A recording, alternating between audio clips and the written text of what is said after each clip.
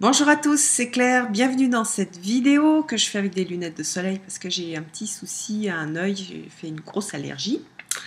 Et je voulais quand même vous présenter le coffret, le troisième coffret de Don Miguel Ruiz qui s'appelle La Voie de la connaissance. Alors, donc c'est un troisième coffret, les deux autres que je vous ai présentés, c'est le cinquième accord Toltec, donc c'est un coffret qui contient les 4 premiers accords Toltec plus le cinquième qui est le Soyez sceptique mais apprenez à écouter. Celui-ci il est plus axé sur l'amour et celui-ci sur la connaissance et la vérité. Donc on retrouve chaque fois la patte de Don Miguel Ruiz, même si on ne parle pas pour la maîtrise de l'amour et la voie de la connaissance des accords Toltec. Alors moi j'adore ces jeux parce que j'adore le graphisme de l'artiste et puis je trouve qu'il y a des messages qui sont intéressants, même si j'ai eu sous d'autres vidéos des commentaires en disant oui mais bon c'est vrai que parfois il y a c'est un peu comme tous les jeux de développement personnel où on dit je suis capable de tout, tout est beau, etc.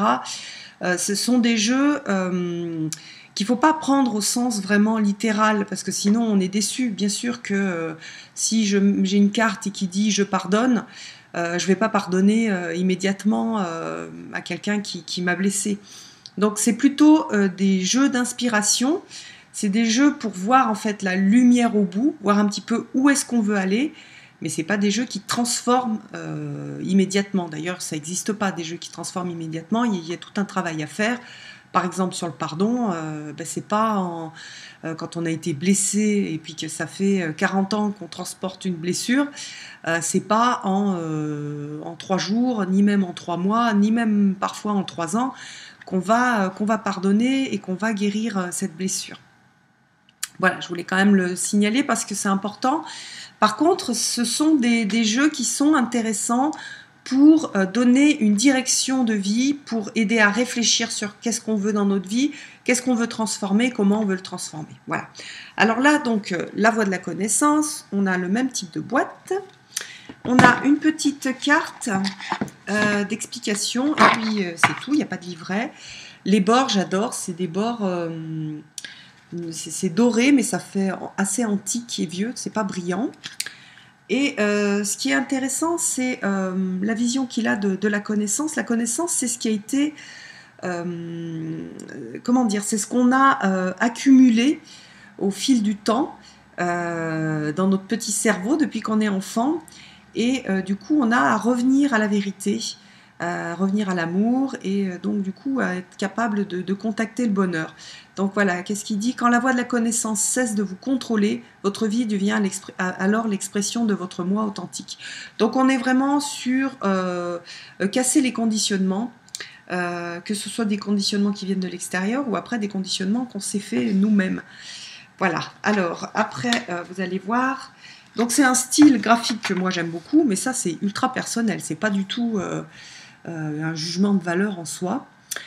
Donc voilà le type de message qu'on peut avoir. On retrouve les accords Toltec, on a des choses aussi un petit peu différentes, en tout cas formulées différemment. Donc là, écoutez la voix silencieuse de votre intégrité.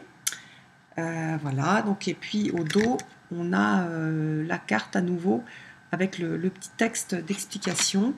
Ça, c'est très très beau. Vous êtes un ange et votre vie est votre message. Donc c'est tout pour moi, ce sont des thèmes de réflexion.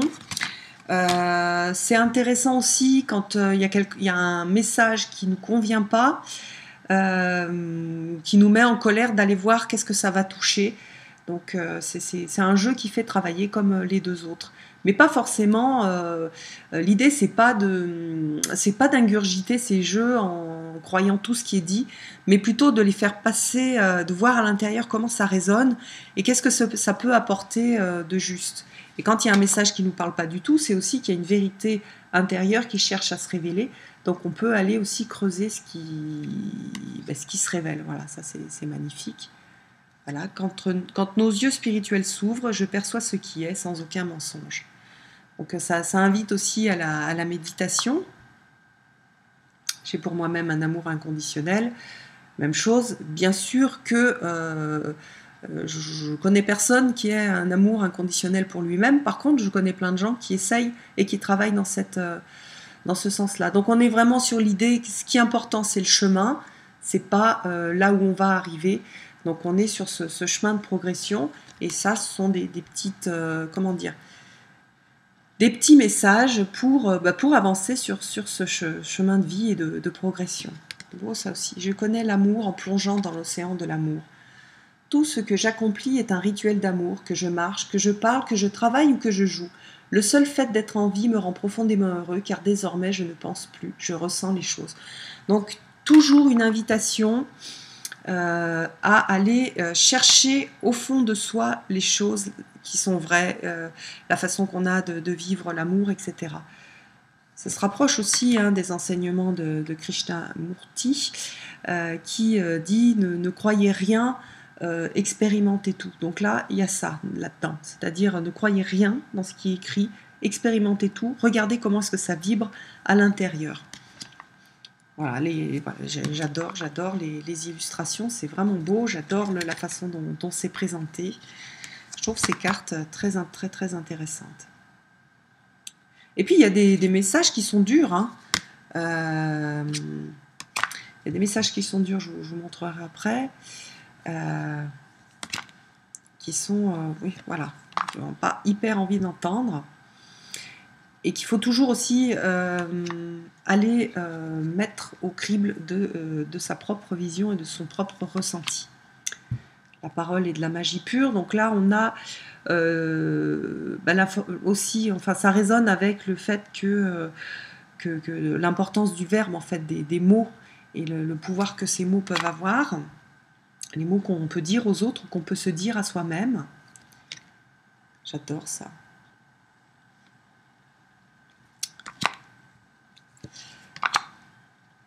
Voilà, je reconnais, j'accepte mes sentiments, toujours proche de qu'est-ce que je ressens.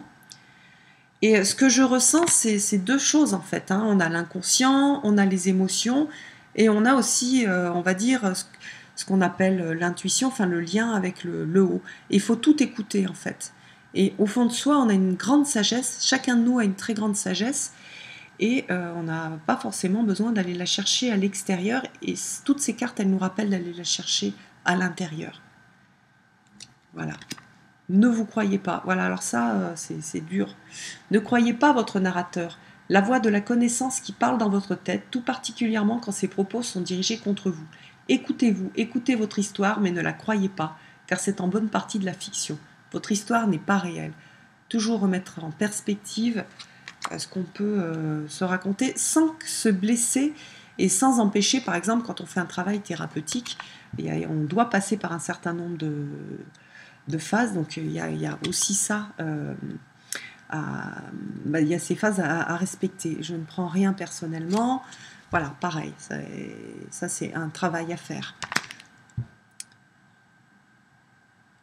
Voilà, je change mon histoire en modifiant ce que je crois à mon propos. Donc ça, ce sont les croyances personnelles, et notamment, c'est important sur les croyances limitantes. Quand je me débarrasse des mensonges que je crois à mon sujet, ce que je crois à propos d'autrui change aussi. Chaque fois que je change, c'est toute mon histoire qui se transforme aussi pour s'adapter au nouveau personnage principal.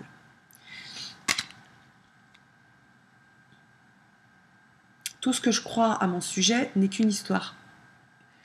Dans mon histoire, tout me concerne, et il est normal qu'il en soit ainsi, puisque je suis au centre de mes perceptions. C'est de mon propre point de vue que cette histoire est racontée.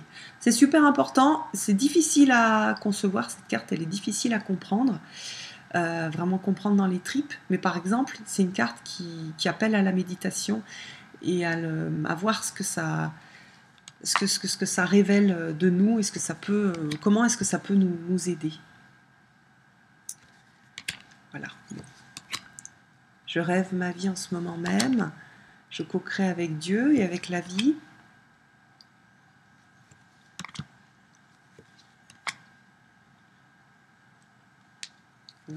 S'accepter soi-même.